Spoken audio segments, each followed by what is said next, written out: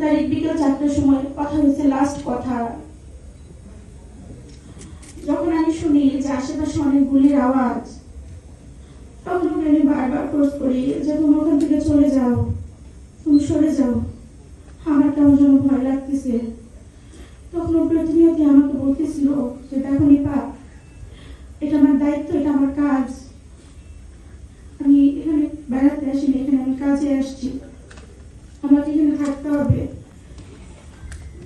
তো সেখানে এই লাস্ট কথা। তারপর আসরের পর আমি যখন শুনতে পারি যে ও গুলি লাগছে,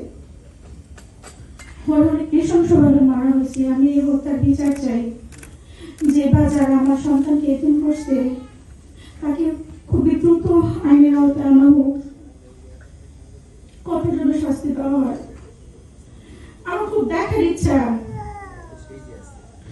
যে কি এমন দোষ করছিল ওরে এইভাবে নৃশংসভাবে মারা হয়েছে।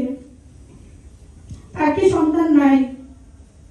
আমার সন্তান দুটো এখন বুঝতেছে যে বাবা হারার কি কষ্ট, কি যন্ত্রণা। আমার বড় মেয়ে তো এখনো পর্যন্ত বুঝতেই পারে না যে ওর বাবা নাই। আমার কাছে যখন বলে যে মা বাবা কোথায়, বাবা কোথায়,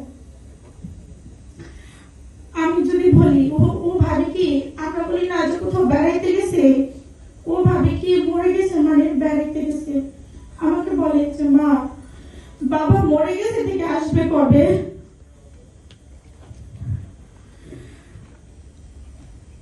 প্রতিনিয়ত এই বাবা বাবা বাবার সাথে ঘুরতে যাব।